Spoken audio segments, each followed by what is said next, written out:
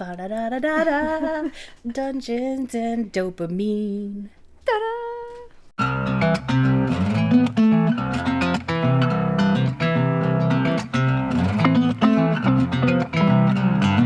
Hi! Welcome to episode 58 of Dungeons and Dopamine. I'm Bree. I'm Jess. I'm really Point far at away. myself every time. Totally do. Just so you know.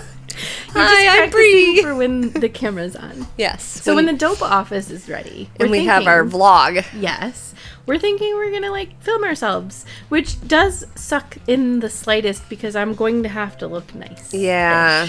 I mean, don't expect a lot, guys. We aim for nice-ish. And it'll probably be, for the most part, unedited because I'm not editing too. I'll just get really good at video editing. No problem. Perfect. You have... With all of my spare time. Yeah. You have 4 seconds to do it, and... It's going to be great. ADHD will kick in. I will learn it. It'll be fine. You will hyper-focus on it for the next 6 how months my life has worked over. So far. Here we are. And here we are. Speaking of being ridiculously busy, which we both are at this time in our lives, I went super lazy on my story today. Or my episode. But here's the background. I took over the brokerage as of last week. Yeah. Speaking of that, we really buried the lead. We didn't talk about it at all the last episode. But that's fine because it relates more to my book today.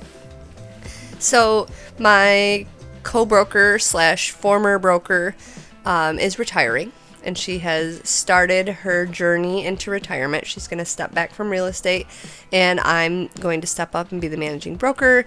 And by next month, the business owner. We will be Alden Breeze Realty, which is going to be amazing. Which all brings me to, she had a retirement party last week, and the place where we had the retirement party had like one of those free little learning libraries or free little libraries. So this one is a Reader's Digest book of strange stories and amazing facts. Stories that are bizarre, unusual, odd, astonishing, and often incredible. And I am dedicating this episode and this book to my former broker because she mentioned in her speech as she was giving her retirement speech that she hopes to write a book now that she's retiring. And my whole episode today is going to be interesting things that I found in this 1976 version of Reader's Digest. So I'm going to start, I flipped right to like the third section of this, which starts with strange customs and superstitions. And I don't think I covered anything that you have previously covered, but if I did, please let me know. I will, loudly and ragefully.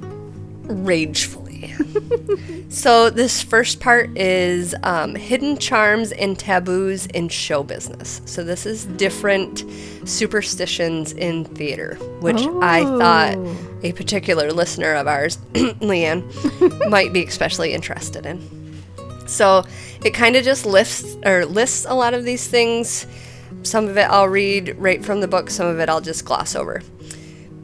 The first thing they mention is first night telegrams, because, we're not even getting emails or text messages or anything back in 1976. But first night telegrams congratulating actors on their performances are usually stuck on dressing room mirrors. If they turn yellow quickly, it is considered a sign that the production will enjoy a long run. But on the final night of a show, they must be taken down after each actor's last entrance. Otherwise, it can be bad luck for the show. Most actors have a great belief in luck and would believe things like if an actor uses soap belonging to a lucky colleague, that luck would rub off on him. I don't know how many people were using each other's soap back then, but it was specifically mentioned as an example. And also to abandon something lucky, it is also risky. So if you leave behind your lucky soap or your hat or whatever. So this is similar to sports where they might wear the same socks for every game or something potentially equally disgusting. Exactly. Theater cats were considered good luck, so they were pampered. They were pampered as lucky mascots, but it is a very bad sign if one happens to run across the stage during a performance. Umbrellas and combs are not in themselves unlucky, but to open an umbrella or drop a comb on stage is asking for trouble. And if someone is knitting anywhere near the stage or in the wings, the actors must beware. That one's strange. Right? One of the worst omens of all is someone whistling in the dressing rooms, for this means that one of the cast will soon be out of work. An actor who inadvertently whistles must either curse loudly and vehemently. Sure, yeah. You know what word I mean there. Mm-hmm. One of those words I can read, but I can't actually speak. Or leave the room and knock before re-entering. Anyone who fails to do this spontaneously must be sent out and made to turn around 3 times before they can return to the room. It is bad luck to deliver the last line of a play at rehearsals. And a smooth running dress rehearsal is considered unlucky, while one with problems is considered good luck. To look through the curtains is always unlucky, which I never heard when we were in theater. Nope. Theatrical designers have to avoid yellow whenever they can, because yellow is considered an unlucky color for many. That song, "We Are All Yellow." And then, again, this book was written in 1976. And it says, as recently as 1974, bad luck plagued a Peacock production that millions of viewers had been following on British television. So at some point, peacocks became bad luck. Except it notes, apparently, however, the peacock curse does not cross oceans, because when color television was introduced in the United States, the National Broadcasting Company, heedless of the superstition, chose a brightly hued drawing of a peacock as the new network symbol, which still exists today. Yes. CBS or NBC still uses the peacock. So peacocks are only unlucky for British people. Then we move on to divine guidance via the animal kingdom. So these are some different things that people used to use to kind of tell the future. It says a group of generals gathered around a map spread on a table in their headquarters, anxiously following the progress of a mouse. Its feet had been daubed with ink so that every moment traced out a trail on the map. The year was 1796, and the Austrian campaign against Napoleon was going badly. The generals were worried and at a loss to know what to do. In desperation, they decided to resort to a weapon as old as war itself, the use of a living creature to obtain guidance or knowledge of the future. So they used a mouse with ink on its feet and put it on a map and then followed whatever trail the mouse made to try to win the war. It did not work, by the way. That's strange. The mouse failed to indicate a way to victory, and Napoleon annihilated the Austrian forces. The only thing you can count on rodents to do is to help you cook. We know this from Disney. Yeah, I mean, this is a literal fact. I saw it in a movie once. Remy would never try to win a war. The ancient Greeks, always careful to ensure that the gods were on their side in any important venture, would draw a circle divided into 24 sections, each containing a letter of the alphabet and a grain of corn. And then a cockerel was put in the center of the circle, and the order in which he picked up the corn spelled out a message of the gods. I want to interrupt for a very quick second. This doesn't have to do with animals anymore, but it's still in here. It says, in parts of Europe in the Middle Ages, they would take peas, spread them out on a table under an upside-down basin, and any suspects for a crime were made to walk up to the table in turn.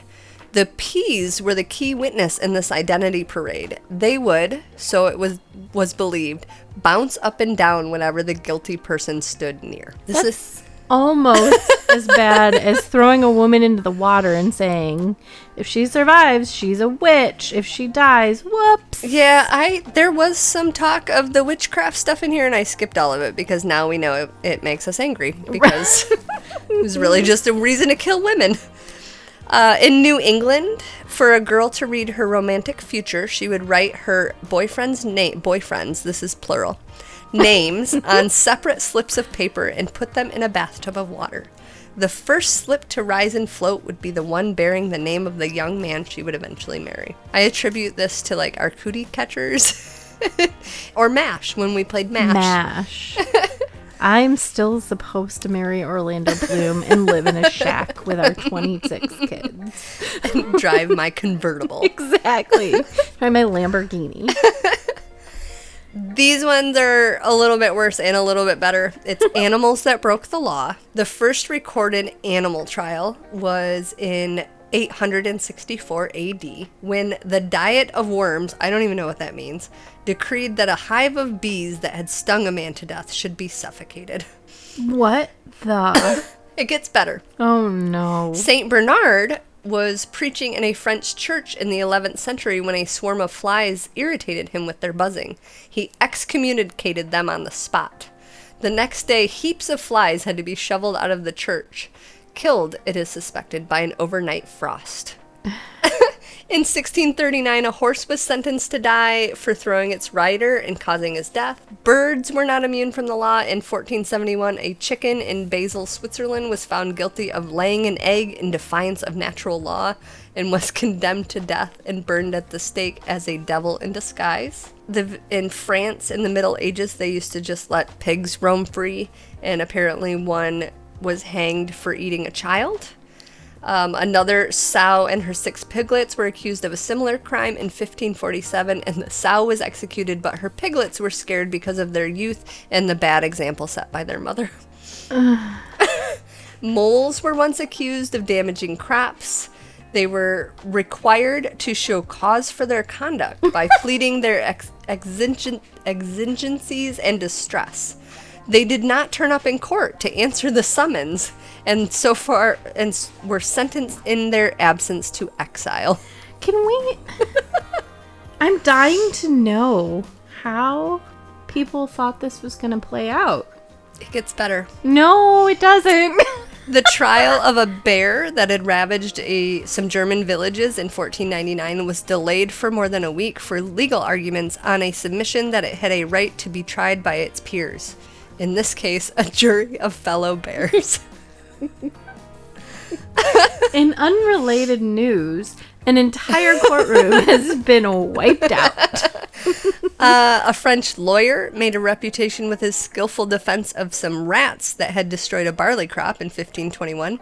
When his client failed to appear, he successfully argued that the summons was invalid. It should have been served on all the rats in the district. Oh my gosh. When the new summons also was ignored, he pleaded that evilly disposed cats belonging to the prosecutors were intimidating them and demanded a cash guarantee that the cats would not molest the rats on their way to court. In Savoy in the 17th century, it was believed that God would give an animal or bird the power of speech rather than allow a murderer to escape justice. So if a man accused of committing a murder in his own house swore his innocence in front of his own domestic animals and they made no protest, he was acquitted.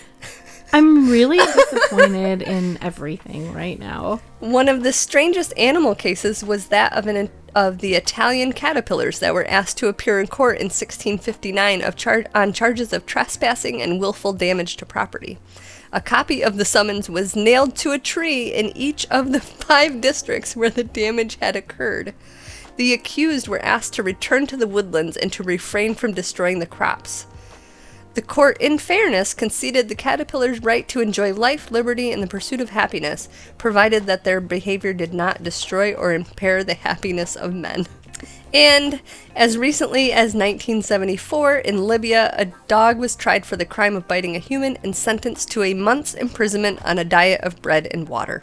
It served its sentence and was released. And it was so confused. And hungry. And malnourished. Right. Moving forward in the book, it talks about the Hope Diamond. And I did not know the history of the Hope Diamond. But apparently more than 20 deaths have been blamed on its impassive beauty. Its first victim was a Hindu priest who fell under its spell 500 years ago, right after it was mined. He stole it from the forehead of an Indian temple idol, and he was caught and put to death. When it turned up again in Europe in 1642, a French trader smuggler named Jean-Baptiste Taffinier, thought it might be the one from the book, but it's not. He made enough money from selling it to buy himself a title and an estate, but then his son got so deeply into debt through gambling, they were forced to sell everything that they had gained, and the dad headed back to India to remake his fortune, where he was torn to death by a pack of wild dogs. French King Louis XIV, who cut it down. It was originally 112.5 carats, which is giant. Cut it down to 67.5 carats. And a government official who borrowed it for a state ball was convicted of embezzlement and imprisoned for the rest of his life. The King Louis, then died a broken and detested man as his much vaunted empire crumbled into a series of military catastrophes. 3 more of that French royal family would die eventually. The Princess de Lamballe was beaten to death by so this is the family. Holy crap. Was beaten to death by a mob. Louis the 16th and his queen, Marie Antoinette, who we know inherited and then died on the guillotine. In 1792, in post-revolutionary Paris, the diamond vanished for 40 years until it popped up with a French jeweler who went insane and killed himself. A Russian prince gave it to his mistress and then shot her and was later murdered. Wow. Even Catherine the Great of Russia is believed to have worn the stone before she died of apoplexy. It was rediscovered for a certain time after a Dutch diamond cutter cut it down again and then committed suicide when his son stole it from him. Continued to bounce from hand to hand across Europe, and to Henry Thomas Hope, a very wealthy Irish banker who bought it, gave the diamond its modern name, and then him and his whole family died penniless. Holy crap. In 1908, Turkish Sultan Abdul Hamid bought it for $400,000, gave it to his wife, and stabbed her. And a year later lost his throne, which it then moved to the United States, where it was bought for $154,000 by Ned McLean. And over the next 40 years, his young son was run down by a car. He was financially ruined and died in a mental hospital. His daughter died in 1946 of a drug overdose, and his wife became a morphine addict. Only American jeweler Harry Winston, who bought the blue stone from the heirs of the McLean family, has escaped the rays of doom. He gave it away, and now it's at the Smithsonian Institute. Unbelievable. Isn't that insane?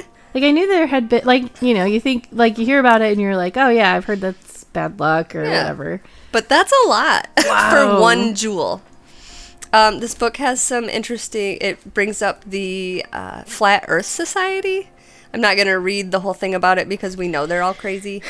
So in 1976, the Flat Earth Society did exist, but back then there says the society, whose membership is variously estimated but is believed to be fewer than 100 people. And that I don't remember if you had talked about this or if I'm just imagining that, but John Symes had a theory that the first men to reach the North Pole would have dropped into the Earth through an opening in its crust and discovered a vast new country inside, rich in minerals and peopled by a strange race of men. I don't think so. So he believed there was a whole new world inside the Earth's crust. So if you got to the North Pole, you could find this magic world. It's very journey to the center of the Earth. Him. Yep. It was also recognized. It was also a recognized theory by people such as the English astronomer Edmund Halley, which is whom Halley's Comet is named. Oh, okay. A Swiss mathematician named Leonhard Euler, and Sir John Leslie, a Scottish scientist. They also suggested there may be separate planets within our own planet. They cited evidence of this theory as the unexplained northward migration of birds. They believed, attracted to the source of warm ocean currents and an inner Earth sunshine. of which the northern lights were a reflection. These are just some myths about the human body that are supposedly false. Apparently, back then, they believed that falling, which I believe I did hear this as a kid, people falling from a great height are dead before they hit the ground. Like, people used to believe, Really? like, the air velocity would either choke you or you would, like, have a heart attack before you hit the ground. So, if you hit the ground, you would already be dead. They proved that wrong by somebody literally jumping out of a plane without a parachute, and he lived. This is very widespread believed now that cold causes colds. Even in 1976, Reader's Digest knew that wasn't true. The myth that hair and nails continue to grow after death, which we now know is false, but I do remember hearing that as a kid as well. They used to believe hair could turn white overnight.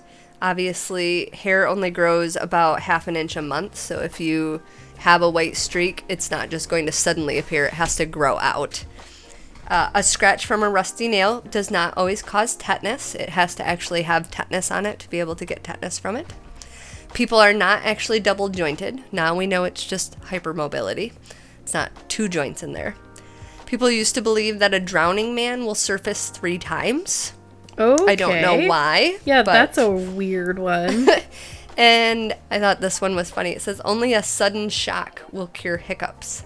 Thousands of remedies have been proposed for hiccups, each with its own enthusiastic backers. Some seem to work and others do not. Research into known cases indicates that if a sufferer firmly believes a particular treatment will succeed, more often than not it does. So doctors have been led to the conclusion that the cure for hiccups is at least partly psychological. And then they mention that one widely held belief is that a sharp fright will end a troublesome bout of hiccups, but doctors have pointed out that far more people die from fright than from hiccups, so the cure would actually be worse than the disease. People used to believe that hairy men were stronger. Oh, that's a weird one. And that men have one rib fewer than women, which comes from the Bible story, right? Yep. You know, he took one of Adam's ribs to make the woman. But it turns out men and women have the same amount of ribs. They also used to believe a woman's brain was smaller than a man's. These are food beliefs, and some of these are the ones I want to research now. So the first one is brown eggs are more nutritious. We know that chickens just lay different colored eggs. It doesn't really say that they're more nutritious. But the second one is brown bread is better than white bread. I'm pretty sure that's true. And not necessarily brown bread, but like whole wheat. Yes. Versus Wonder Bread. Another one is that eating seeds causes appendicitis. Okay. Never eat oysters unless there is an R in the month. And it says it is sheer coincidence that the first 4 and last 4 months of the year contain R's. So basically, you shouldn't eat oysters when it's too hot out to properly keep them from getting contaminated. And this one I think is completely wrong now. It says eating fish is good for the brain, which they consider to be a myth in 1976. But we know omega-3s and fish oil are important to brain health. I wonder if they were getting it confused with like mercury levels. Like if mercury was starting to show up in lakes and things. Because we know that's kind of when they started dumping. Or when they started to find out that dumping is not a great thing to do. Right. And then the last one, it is easy to tell a mushroom from a poisonous fungus. No, many of them look exactly the same, so you should not eat random mushrooms. There were a couple things in here that we had already covered, which I thought was interesting. They talk about the lost colony of Roanoke, Woo! The fiction that came true, a strange case of the 2 Titanics. Ooh. And I thought this would be like the Titanic versus the Olympia. It's not. I'm just going to read most of it. A floating palace sailed from Southampton in 1898 on her maiden voyage. It was the biggest and grandest liner ever built, and rich passengers savored its luxury as they journeyed to the United States. But the ship never reached its destination. Its hull was ripped open by an iceberg, and it sank with heavy loss of life. That liner existed only on paper, in the imagination of a novelist named Morgan Robertson. The name he gave to this fictional ship was Titan, and the book's title was Futility. 14 years later, a real luxury liner set out on a similar maiden voyage. It too was laden with rich passengers. It too rammed an iceberg and sank. And as in Robertson's novel, the loss of life was fearful because there were not enough lifeboats. It was the night of April 14th, 1912, and the ship was the RMS Titanic. In many other ways, other than the similarity of their names, the Titan of Robertson's novel was a near duplicate of the real-life Titanic. So this was 1898 when he wrote this, and the Titanic sank in 1912. They were roughly the same size, had the same speed, and the same carrying capacity of about 3,000 people. Both were unsinkable, and both sank in exactly the same spot in the North Atlantic. But the strange coincidences do not end there. The famous journalist W.T. Stead published in 1892 a short story that proved to be a preview of the Titanic disaster. Stead was a spiritualist. He was also one of the 1,513 people who died when the Titanic went down. And then... Do you think that he was really mad? I hope so. Not again! You've gotta be kidding me! And then... A young seaman named William Reeves was standing watch in the bow of a tramp steamer, Canada-bound from England. I seriously thought you were going to say tramp stamp. I almost did. The bow of a tramp steamer, Canada-bound from England in 1935. So now we're past the Titanic. The Titanic was in 1912. This is 1935. It was the month of April, the month of iceberg disasters, and young Reeves had brooded deeply on them. His watch was due to end at midnight, and he knew that was the time the Titanic had hit the iceberg. He was scared to shout an alarm, fearing his shipmates' ridicule, but he was also scared not to. Then, suddenly, he remembered the exact date of the Titanic accident, April 14th, 1912. The coincidence was terrifying. It was the day he had been born. He shouted out a danger warning, and the helmsman ran the signal, engines full astern. The ship churned to a halt just yards from a huge iceberg that towered menacingly out of the night. More deadly icebergs crowded in around the tramp steamer, and it took 9 days for icebreakers from Newfoundland to smash away clear. The name of the ship that was nearly shared the Titanic's fate was, ironically, the Titanian. No! Yep. I vaguely remember in my research seeing something about the book, but never any of the other. Isn't that insane? Wow. And all in this magic little book. Titanic's so cool, you guys. We could do a whole nother episode about the Titanic. I do think it would be nice to redo the episode because it's so early on that we're so weird. So weird. They're so hard to listen to now. And the information is amazing. So it's really sad that it's so weird. I really liked this little book. I would love to incredible? hear some more. I had other stuff marked about like more animal stories, flying fish, octopus, all kinds of like it. This is a book built for people with ADHD. I would love to have you look in there and kind of debunk or see what they thought. And now I really want to just look back in really old stuff, like from the 40s and the 20s. And what they thought was true and what kind of science they believed in. Really crazy segue. That's our new transition noise. Can't wait to see that one on video. Right? I'm sure we look absolutely charming when we do it. Obviously. What could be wrong with that?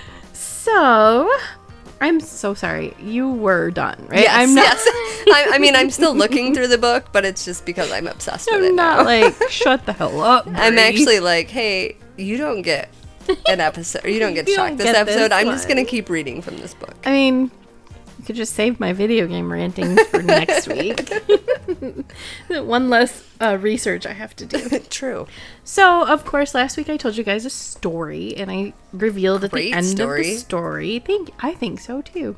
Not that I had anything to do with it, but that story was from the video game BioShock, and I did that to make a point. And that point was that there is more substance to a lot of these games than just Call of Duty, shoot 'em up. So, I am going to continue on with video games. And I hope that if you're listening and you think video games are stupid, that you can give me a few minutes to see if I can at least make you come up from stupid to just ambivalent about them.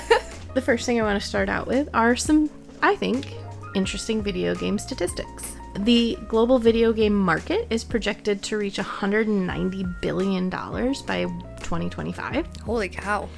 And these are things you can look up. That was from Markets and Markets. Yes, Markets and Markets. I said what I said.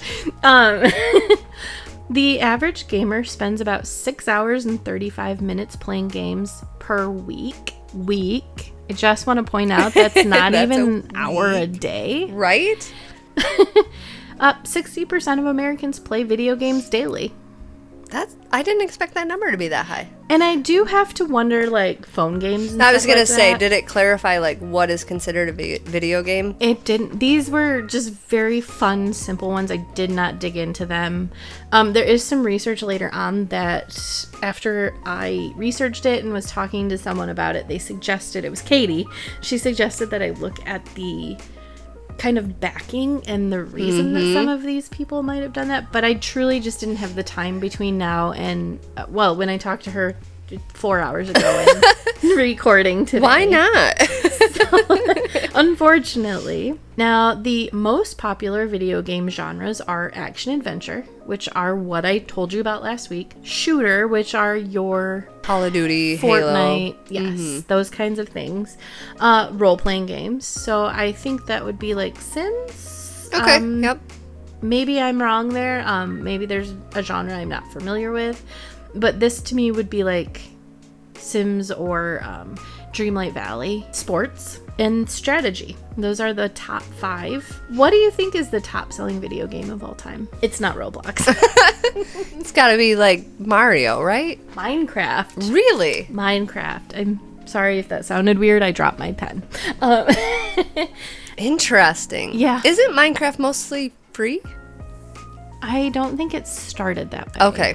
It is the most popular game of all time with over 238 million copies sold. Holy cow. I know. That blew my mind as well. The gaming industry employs over 220,000 people worldwide. 47% of gamers are women. Yes. That's almost 50-50. Yes. Yay, good for us. The average age of a gamer is 33 years old. Also good for us. I agree. So, I looked at you like you were going to challenge me. Did you hear that? 33. Say something, I dare you. Oh, I'm so sorry. You should be.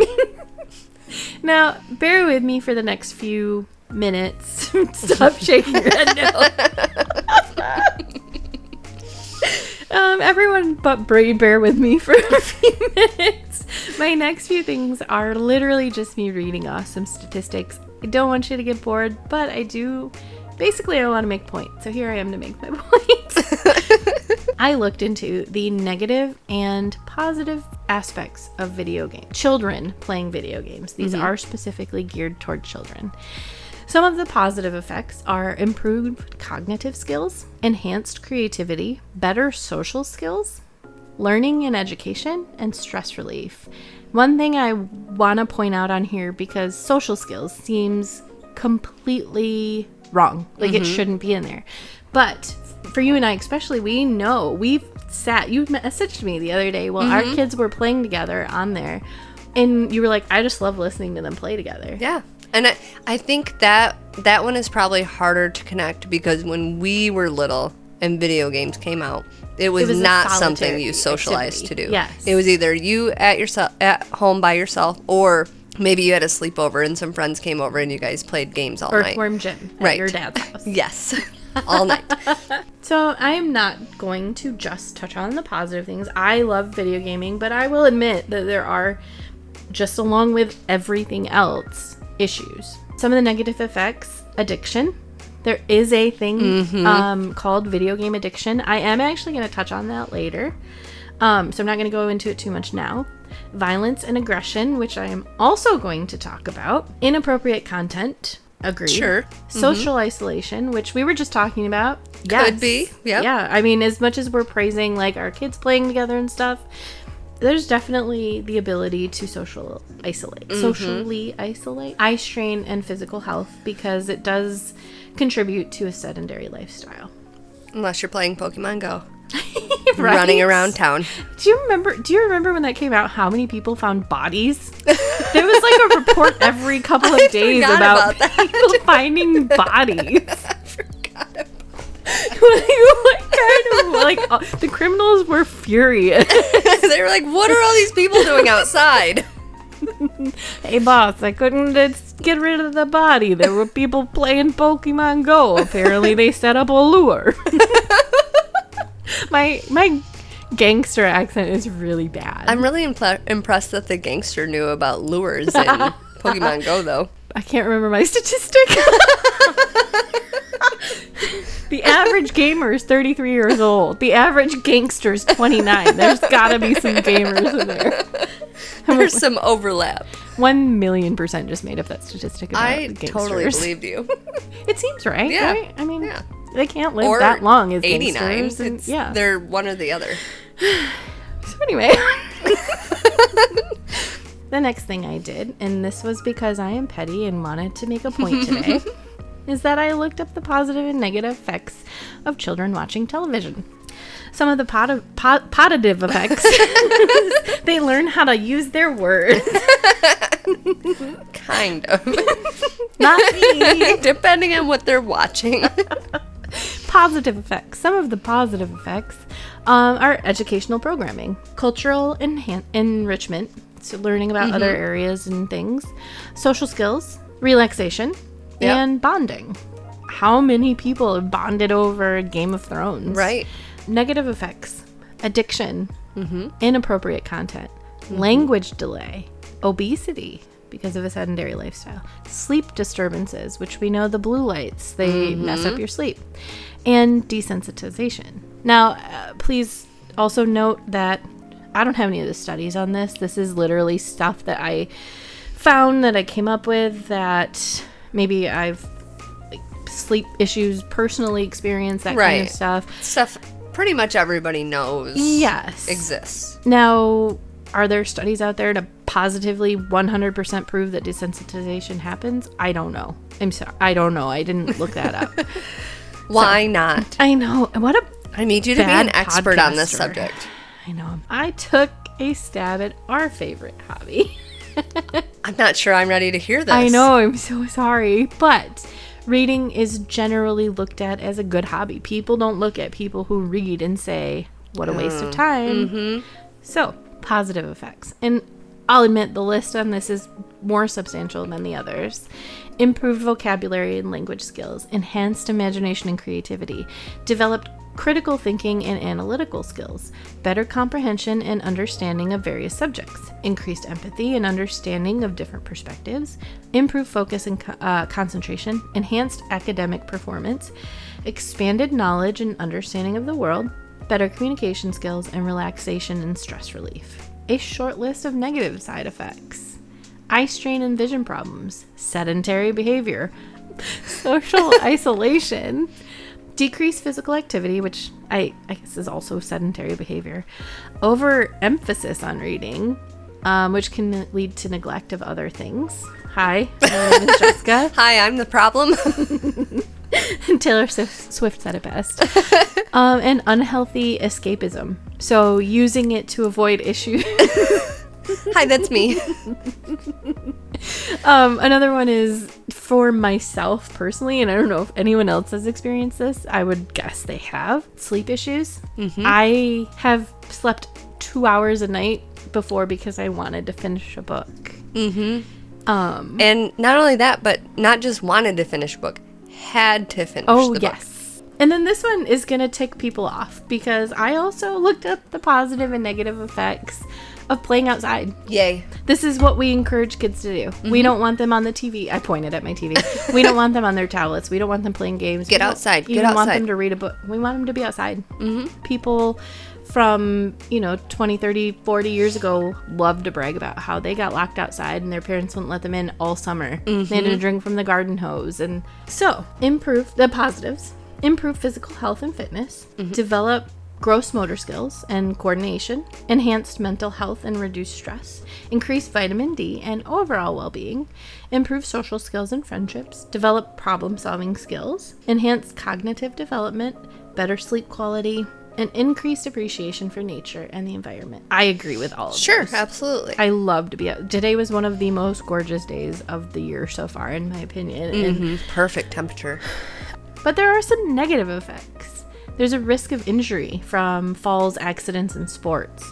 Exposure to UV rays. We know that skin cancer is a thing. For real. We all ignored as children, but it is a thing. So we know that it causes sunburn, cancer, heat exhaustion. There's a potential for dehydration and heat stroke. There's exposure to air pollution, allergens, and environmental toxins. Risk of getting lost or abducted, although very rare, it is there. Yep. Potential for conflicts or bullying with other children. Exposure to extreme weather. So they seem silly. And the benefits are incredible. But why can't we spend a little time outside and a little time playing video games? Right. Literally everything I just listed has its negatives and its positives. There's nothing I talked about that has all positive features. Maybe you feel like they are more positive because you like them. I would rather have Connor playing games than watch. And even when the internet first came out when we were kids and people were worried about like how much time I was spending on AOL, my argument was, so you'd rather have me sitting by myself watching TV? At least on AOL, I'm talking to my friends, I'm learning things, I'm probably on websites researching things or learning how to build a website. Okay, I don't want to get too derailed. So yes, also I just want to point out, and my parents aren't against video games, even being a part of the boomer generation. They don't have any issues with them. My dad even played them when I was a kid with me. Same. But I want to point out that we had the TV running at my house all the time. It didn't go off unless we were sleeping or no one was home. And I can guarantee you that, at least in my house, the TV was not always on a educational thing or soap operas. Bullcrap. Oh my God. So much General Hospital. Yes. I've watched so much General Hospital with Nana. And then Judge Judy. So much Judge Judy. So the other thing that people really like to say about video games is that they caused the shootings in schools. They are the violence reason angle that boys, when they're teenagers, are angry and violent and desensitized. I just want to point out a few studies. Yeah. Literally, I didn't dive into these too deeply, but I put in my notes that some studies suggest a correlation between this and others have found no conclusive evidence. These are just some studies between the two. There's three studies that suggest a correlation. Nothing has been concrete. A study in 2003 found a significant link between violent game exposure and aggressive thoughts, feelings, and behaviors in children and adults. 2006 found a link between decreased empathy and video games. And 2015 there was a correlation between violent game exposure and aggression in children, but not in adults. Now, none of these could prove it concretely. And now bear with me. It's hard because you're reading this off the internet, so you don't know what's skewed and what's not. A lot of what I read said that these studies were very biased. They usually are. Yes. So studies finding no conclusive evidence. In 2010, they analyzed 25 studies of this and found no significant evidence that they could link it together, basically concluding that all of these studies were just inconclusive or biased, or you couldn't use them to make a point. 2015, they studied 24 different studies and found no correlation. 2015, there was insufficient evidence in all of the studies they looked at to support this. There's 3 studies that specifically researched video game violence correlation. 2019 Oxford, 2019 Psychological Science, and 2018 the University of York all found no link, and that the realism of video games will not increase aggression. So basically, a few studies from a while ago said video games cause aggression. But everything since then is like, those studies were lying. Exactly. And I did find, in my research, and I am researching for a podcast, so maybe not the most in-depth, best research. I'm not. Yeah, keep in mind these are 20-minute episodes. Exactly. We're not doing peer-reviewed studies. Basically, what I want you to take from what I have just said, even though it's a little messy, is that there is no proof. And that if you have a child or a friend who wants to play video games and you're concerned about the aggression, one, vet their games. Have conversations with them. My kid the other day was playing Roblox, and it was a game of like it was like Among Us, where someone was a murderer. She was like, "Oh, I gotta find the gun," and I was like, I don't like hearing my 8-year-old say that. And I said, if you ever see a gun in real life, you are not allowed to touch it, and you should just leave it where it was and let a grown-up know. And she goes, "Oh yeah, but this isn't real life." And so your 8-year-old knows the difference between a game and real life. Exactly. What? Imagine. Weird. It's almost like we have spent the last 8 years of her life teaching her that. One thing I want to talk on, I know this has gotten a little long, but video game addiction. It is legit. It is an actual, real, studied phenomena. It's not good. But it's not something that every single person who plays video games does. I want to throw Ryan under the bus a little bit, in a good way, I guess. He is an avid video game player. He went to college to learn how to make video games. It's been something that has been his life. He will always put a video game down if there's something else he needs to be doing. We have been working on our house and doing construction. In the moment he needs to get up and, assist with a project or do a project on his own because I can't do it, he's doing it. When Carly was a baby, I know there's horrible stories about men mistreating their children, letting them literally die because they're not taking care of them. But Ryan, every time that kid cried, put his video game, no matter what part he was at in his game, and went and took care of our kid. And you can be addicted to anything. That's the other thing I have noted here, so actually. Maybe it's video games for some people, but it's TV and movies for other people. Food. There is a food addiction. Do you want to stop video games being available because there's a few people addicted? Okay, then we have to take food away. Yeah. Because that is probably the most addicting. Absolutely. I'm not going to say substance because obviously, it's the hardest addiction. Yes. Because you are always going to need food to survive. You have to eat. So you can't break that addiction because you can't go cold turkey on food. But it is a much bigger problem than people playing video games. Absolutely. It is a much bigger health issue than people playing video games. And it's so easy to overlook because, that person's just fat. Or that person just eats that all the time. We laugh sometimes. Oh, I love cake so much. Give me every cake all the time. We laugh. Bacon was literally a fad for a while. Right. And that was okay. But it's the same thing as alcohol. Yes. Alcohol addiction is glorified in our culture. I'm a wine mom. People would rather you go to the bar and drink with your buddies than sit at home and play video games with your buddies because drinking is socially accepted. But alcoholism and alcohol addiction is one of the worst addictions out there. Way worse than even some drug use. Yep. But yes, video games are the problem. Exactly. And then my very last thing, and this is just kind of a quick, I don't know if we have a lot of time to discuss it, but we can't keep kids away from technology or we're going to cripple them. Yes, technology I agree. is happening every moment of every day. The moment you buy a new cell phone, there is a newer one that is better and more exciting. The computers, the video game systems, the tablets. There isn't a job let me rephrase that. There are not very many jobs in the world today that you can do without technology. You want to be a librarian because you're looking through your book? You got to know about computers. Yeah, absolutely. It's not an old file cabinet box. Dewey Decimal System. Yes, thank you. Yes, it's not that anymore. It's a computer.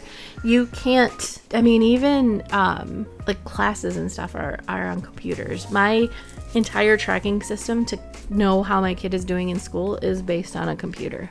Our kids are getting computers in kindergarten. Yep. Young fives, preschool. They're using computers. We were using computers by first grade, second grade. What are you going to do? What is your kid going to do when they get older? What is their job going to be? What is their life supposed to look like if you have crippled them away from technology? Mm-hmm. Is that to say they need to spend their whole day on a video game or a tablet? No. I agree. Playing outside is super important. My kid does cheer. My kid plays outside. My kid has limits on her tablet because I don't like seeing her sit there all day. And I know that they create programs, video games, television, to addict the kids to not want to take it away. Like, I've heard a lot of people turning off Cocomelon for their kids now because it's affecting them negatively. They're throwing fits when it's gone because the color and the fun and the commotion is done. Well, it is probably the number one reason our kids do not have attention spans. Like, they're not taught to focus on anything. They are taught, like, new shiny, new shiny, new shiny, new shiny, new shiny. And that's all Cocomelon is. Anyway, yes. I just want you to consider, and maybe I'm preaching to the choir. Maybe everybody listening loves games. I mean, yeah, there might be a particular type of person listening to this podcast. But just give it a chance. Don't immediately roll your eyes when someone tells you their hobby is gaming. I would say you roll your eyes at that. What's your hobby? Mm-hmm. At least they have TV? A hobby. Is it sports? What's the difference? You dress up as a character when you go to a sporting event, when you paint your body or cover it in their logos. What is the difference between that? And it's still, so sports fans learn all the statistics and they know all the things about their favorite player and all. You can do all that in video games too. I know all the statistics about how to play a Titan in Destiny. So just give it a chance. Don't roll your eyes. Don't, if you don't care, that's fine, but don't belittle others for it. We are not all overweight men in our mom's basements playing World of Warcraft like that South Park episode. And potentially those people have issues. Maybe consider that before you. And video games might be connecting them to a world that they would not have been able to get to without it. Don't yuck their yum. Yes, that's our new saying in our house. We say it all the time. Don't yuck my yum. So that's all I'm asking. Just give it a chance. Give it some. You don't have to play games. You don't have to care. But don't judge people. I've said that how many times now? So many times. Just to make sure everybody gets it. Stop judging people. Whoa. Even the dogs are upset. Stella agrees. She's like, don't judge. I love Dust. It's the best. So, that was a very long-winded Dungeons and Dopamine podcast. Going back to our roots a little bit there. You can listen to us anywhere you listen to podcasts. And on YouTube. You can support us on Patreon at www.patreon.com/DungeonsDopamine. You can reach out. Nope. You can also find us on Facebook, TikTok, Twitter, Instagram, and Reddit. You can reach out to us on any of those social medias, as well as at our email, dungeonsdopamine@yahoo.com. Somebody email us. I get so much spam. That's all we get is spam. That's it. Buy our stuff. Dungeons and Dopamine is edited and published by Argyle Pigeon Productions. Oh my. All right. We love you. We love you. Bye. Bye.